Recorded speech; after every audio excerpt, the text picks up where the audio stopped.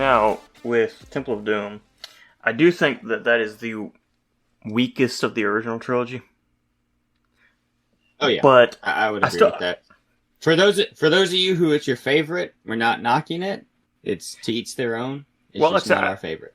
I'm not saying it's a bad movie. I'm just saying it's my least favorite of the original three. Yeah, yeah. I, Um, I would agree with that. I think a lot of my reasoning for not liking it as much as the other ones is because when I watched Indiana Jones growing up, you know, I was a little younger, and some of the darker tones and darker scenes in it, I didn't really care for as much. Like, they were creepy, they were scary, just stuff like that, and it just didn't sit well with me as a kid or whatever. And so now maybe I would look at it in a new light, but I never really it it liked almost those. feels yeah. Go ahead. It almost feels like they were experimenting a little bit with more like horror esque. Like it's Yeah. obviously not horror, but more horror at like some more of the gore and stuff that you Hmm. see in more of the Well, just the creepy vibes you get from some of it. when they were George Lucas brought the idea of a second movie to Steven Spielberg, from what I heard, apparently he was wanting to do a haunted castle, which he brought that idea to Spielberg for Temple of Doom, and Spielberg said no.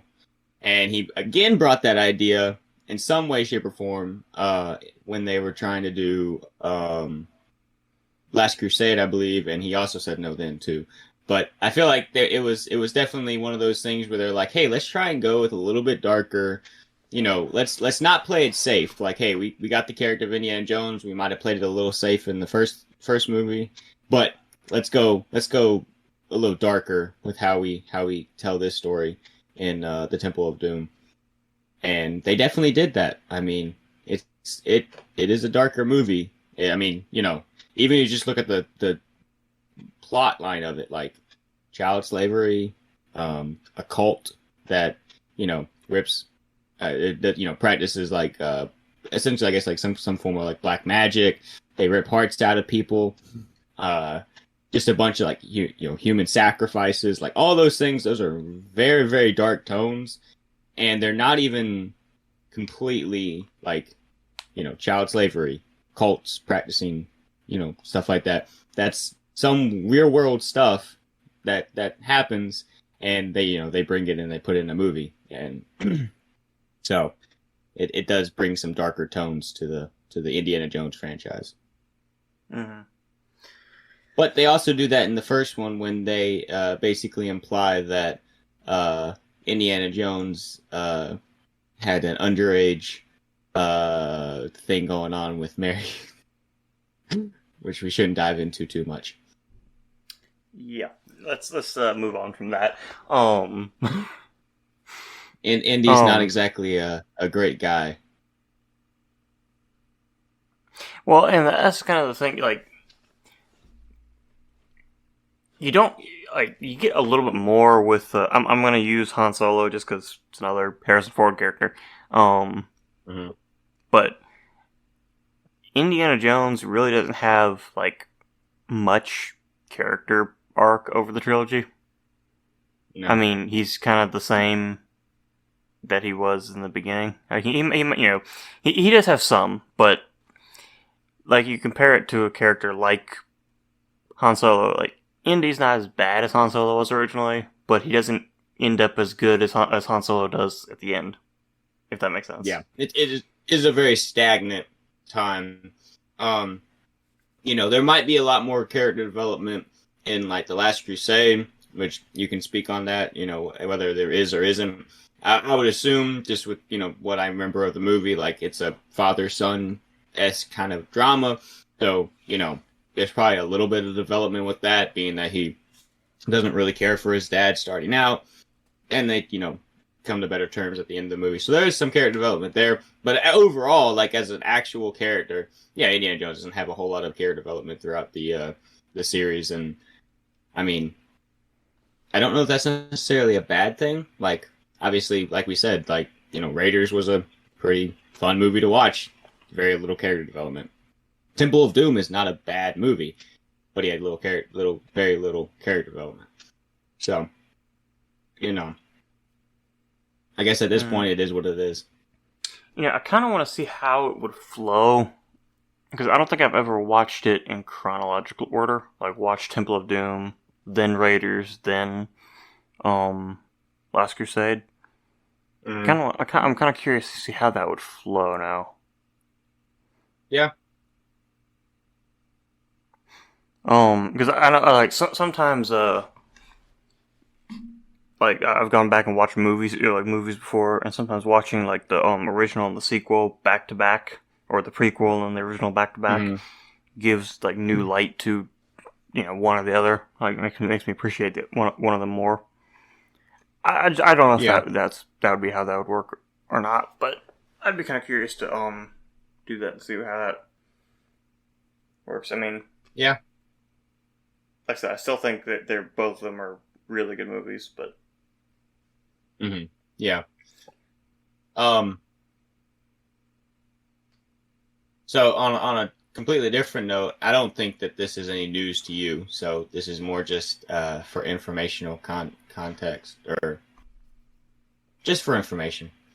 For those of you who don't know, but the reason we have a PG-13 rating today is because of Temple of Doom. I'm not entirely sure. I don't think Temple of Doom received a PG-13 rating, did it? But I know it's the reason we have them. So I actually wanted to get on a side note of the ratings too. So this is the weird to me. So I have a box set of the original 3, and I was just looking at it when I was watching Last Crusade earlier. I was just looking at the back of each one. Well, I also wanted to see, because this box set is a print from 2003, so I was also kind of wanted to look up the value of it just to see if it had gone up in value or anything.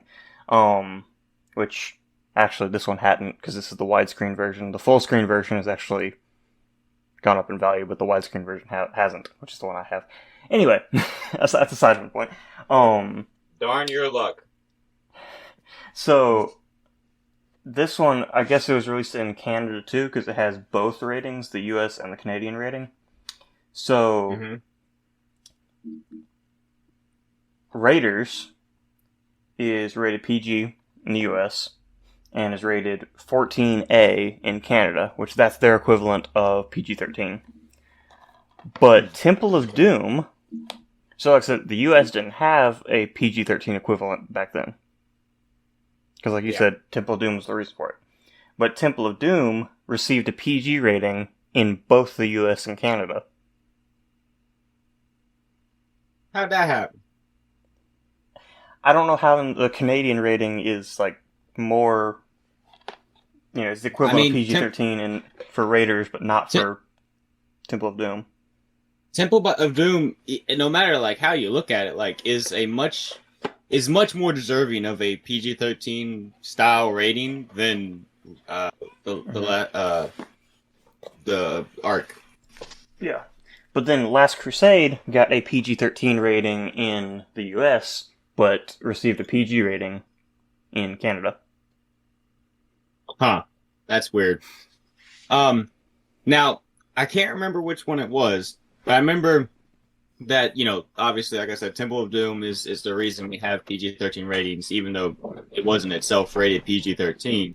What was the first PG-13 rated movie? I remember it's one that's kind of a more popular one, I think, or common name, but I don't know if you remembered what it was.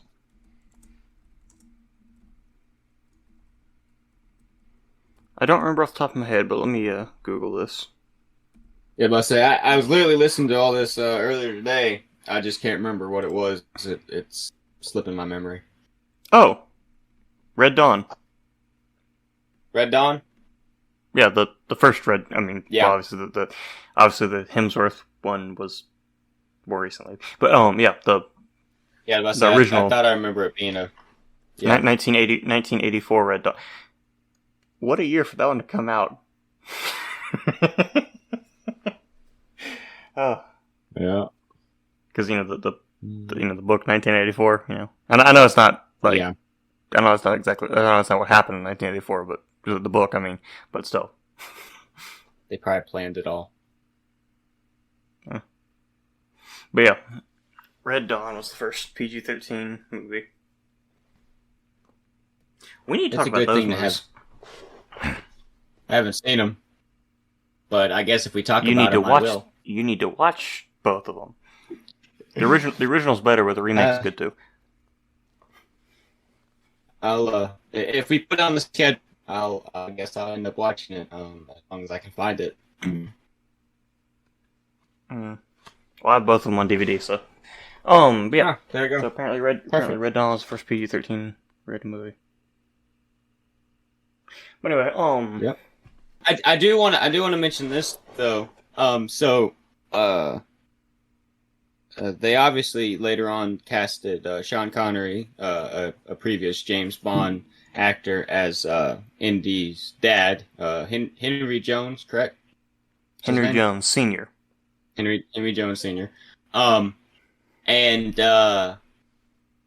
Steven Spielberg had always wanted to direct James Bond movies, so the closest he got was at the beginning of Temple of Doom in the casino scene, or the wherever they're at, the lounge thing or whatever.